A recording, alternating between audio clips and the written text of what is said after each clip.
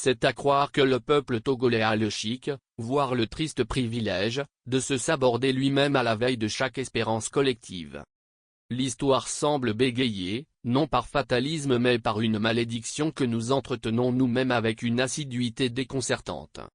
Depuis plus de 60 ans, une dictature féroce, cynique, et résolument anachronique s'éternise.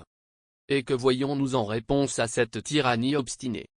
Des gens qui se disent de l'opposition et qui travaillent à la fragmenter. Une société civile éclatée, méconnaissable.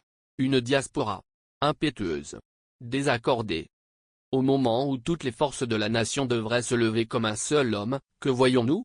Le spectacle affligeant de certains esprits, passionnés de ragots et de vétilles, allumant et entretenant sur les réseaux sociaux, à coups de mensonges et de diffamations, des querelles intestines avec des relents de haine et autres attitudes déloyales qui frisent le ridicule.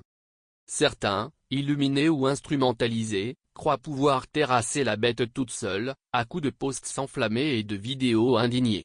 Et, dans un élan d'arrogance ou d'aveuglement, ils décrètent que la lutte peut et doit se faire sans les partis politiques. Rien que ça. À les entendre, il faudrait écarter ceux qui, bien ou mal, ont pourtant essuyé les tirs, porté les deuils, et maintenu le flambeau allumé, parfois au prix de leur liberté, de leur vie ou de leur crédibilité. Mais posons-nous la seule question qui vaille, qui combattons-nous vraiment? La dictature militaire ou nos propres alliés? Il ne saurait y avoir de victoire contre une tyrannie enracinée dans les tripes du pays sans une coalition large, lucide et humble. Le combat contre l'Enyassimbe n'est ni le monopole de blogueurs, ni le brevet de partis politiques, ni la chasse gardée d'un groupe WhatsApp. C'est l'affaire de toutes les forces vives, quelle que soit leur forme, leur parcours ou leur langage. Hélas, à défaut d'unir nos intelligences, certains préfèrent l'excommunication politique, ils passent leur temps à dénoncer ceux-là même qu'ils supplient ensuite en coulisses de mobiliser les foules, sur un air de déjà-vu, de déjà entendu. Schizophrénie, folie politique? Opportunisme masqué? Ou pure incohérence? Peu importe le mot, l'effet est le même, nous piétinons dans la gadoue pendant que la dictature, elle, s'enracine. Arrêtons donc de prendre nos frères pour des imbéciles. À vouloir tirer prématurément la couverture à soi, ces apprentis sorciers du militantisme numérique ne font que couvrir la dictature d'un plaid confortable.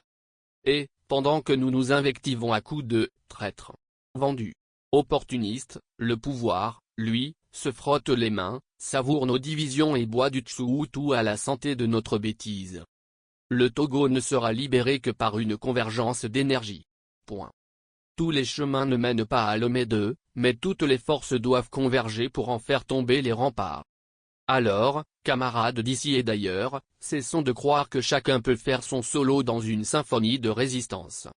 Le combat contre l'Enyassimbe ne se joue ni sur un clavier seul, ni dans une salle de réunion fermée.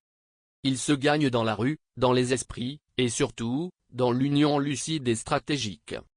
À bon entendeur, salut. Car si nous ne vaincons pas ensemble, alors c'est ensemble que nous périrons, dans le ridicule et l'impuissance, face à l'histoire.